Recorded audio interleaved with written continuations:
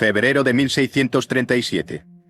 En una taberna de Haarlem, en el corazón de Holanda, un hombre pone sobre la mesa un objeto pequeño, marrón y arrugado. Parece una cebolla. No lo es. Es el bulbo de un tulipán, y vale más que la casa en la que estás sentado. 10.000 florines. Esa era la cifra que podía pagarse por un solo bulbo de la variedad más codiciada, el Semper Augustus. Con ese dinero podías comprar una mansión frente a uno de los canales más elegantes de Ámsterdam, o alimentar a una familia entera durante 15 años. Todo eso por una flor que ni siquiera había florecido todavía. Holanda entera se volvió loca por los tulipanes. Comerciantes, artesanos, panaderos, médicos, campesinos, todos querían un pedazo de ese negocio imposible. Y la pregunta, 300 años después, sigue siendo la misma. ¿Cómo es posible que un país entero apostara su fortuna por una flor? Para entender lo que pasó, primero hay que entender de dónde venía el tulipán. No era una flor europea. Llegó desde el Imperio Otomano a finales del siglo XVI, traída por un botánico flamenco llamado Carolus Clusius, que la plantó en los jardines de la Universidad de Leiden. Al principio, era una curiosidad científica, una rareza exótica que solo los nobles podían permitirse. Pero había algo especial en el tulipán holandés.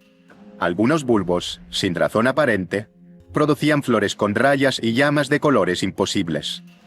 Pétalos blancos atravesados por vetas rojas como el fuego. Amarillos rotos por pinceladas púrpura. Nadie entendía por qué. Hoy sabemos que era un virus, el mosaico del tulipán, que alteraba la pigmentación.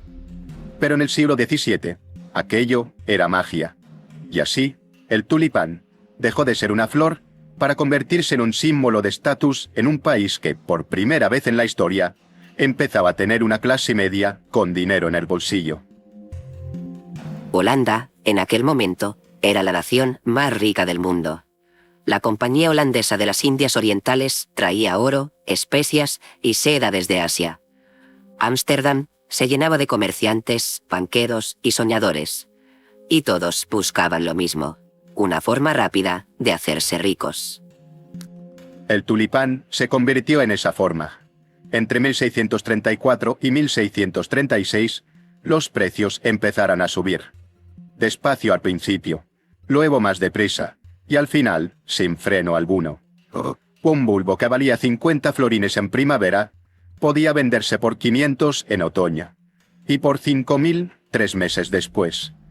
La gente vendía sus herramientas, hipotecaba sus casas y empeñaba sus telares para comprar bulbos. Y aquí está el detalle clave. La mayoría de esas compras no eran de tulipanes reales. Los bulbos pasaban el invierno bajo tierra. Lo que se compraba y vendía en las tabernas era una promesa. Un trozo de papel que decía: cuando salga el bulbo en primavera, será tuyo. Los holandeses lo llamaban windhandel, que significa literalmente comercio del viento. Porque eso era, comprar y vender aire.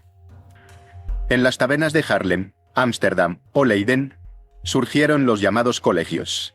Reuniones donde los tratantes se juntaban a negociar, beber cerveza y cerrar contratos al calor de la chimenea. No hacía falta dinero en efectivo. Bastaba con una palabra dada y una firma en un papel. Un mismo bulbo podía cambiar de manos 10 veces en una sola tarde, sin que nadie lo viera ni lo tocara. Cada comprador pagaba más que el anterior, seguro de que al día siguiente encontraría a otro dispuesto a pagar todavía más. Es el mecanismo clásico de toda burbuja. Nadie compra por el valor real, sino por la certeza de que habrá otro tonto dispuesto a pagar más. Y los precios contaban una historia increíble. Hay un registro famoso de la época. Un único bulbo de la variedad Viceroy se cambió por 2 cargas de trigo, 4 de centeno, 4 bueyes gordos, 8 cerdos, 12 ovejas, 2 toneles de vino, 4 barriles de cerveza, 1.000 libras de queso, una cama, un traje y una copa de plata. Todo eso por una flor que aún no había nacido. ¿Cómo podía sostenerse algo así? No podía. Nunca puede. Pero nadie quiere ser el primero en decirlo. 3 de febrero de 1637. Haarlem.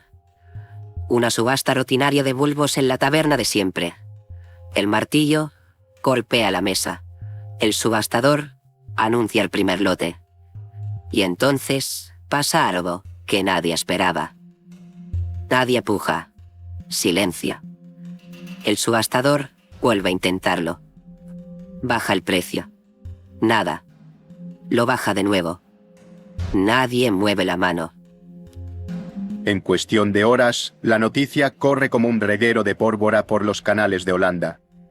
Los tulipanes no valen lo que valían ayer. Los compradores desaparecen. Los que tenían contratos firmados por miles de florines intentan venderlos, desesperados, a cualquier precio. Pero ya no hay nadie al otro lado de la mesa.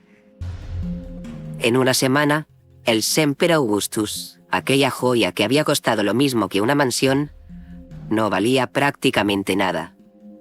Comerciantes que se habían creído ricos la noche anterior, descubrieron al despertar que eran pobres. Familias enteras vieron evaporarse sus ahorros en el tiempo que tarda en abrirse un pétalo. Fue como ver un castillo de naipes derrumbarse en medio de un vendaval. Un castillo hecho de promesas escritas en tabernas, derribado por una realidad muy simple. Ningún bulbo, por bonito que fuera, podía valer tanto. El caos legal fue inmediato. Miles de contratos estaban pendientes de entrega en la primavera siguiente. Los compradores se negaban a pagar. Los vendedores exigían su dinero. Los tribunales de toda Holanda se llenaron de demandas imposibles de resolver. Las autoridades de Haarlem tomaron una decisión salomónica. Declararon los contratos del tulipán como una especie de apuesta, no como un acuerdo comercial real. Los compradores podían liberarse pagando apenas el 3,5% del precio pactado. Una quita brutal, pero suficiente para evitar la ruina absoluta de miles de familias. A diferencia de lo que cuenta la leyenda, la tulipomanía no hundió a Holanda entera. La economía siguió funcionando, los barcos siguieron llegando, y el país siguió siendo la potencia comercial más brillante de Europa. Pero el episodio quedó grabado en la memoria colectiva como la primera gran advertencia sobre los peligros de la especulación. 200 años más tarde, un escritor escocés llamado Charles Mackay recogió la historia en un libro sobre las grandes locuras colectivas de la humanidad. Gracias a él, la tulipomanía se convirtió en el símbolo universal de cómo un país entero puede perder la cabeza por un objeto hermoso y efímero. Lo que ocurría en Holanda no fue solo una crisis financiera. Fue un espejo de algo mucho más profundo. La capacidad humana de convencerse a sí misma de que lo imposible es razonable mientras todo el mundo a tu alrededor está haciendo lo mismo.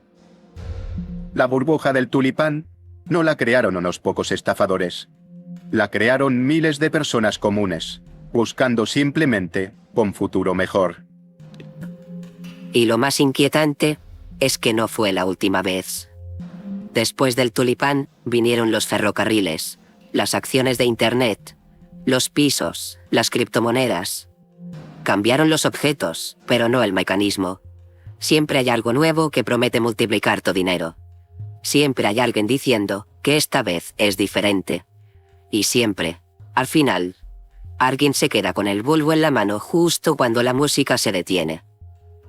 Porque si hay algo que nos enseñó aquel invierno holandés de 1637, es que el valor de las cosas no vive en ellas, sino en lo que creemos sobre ellas.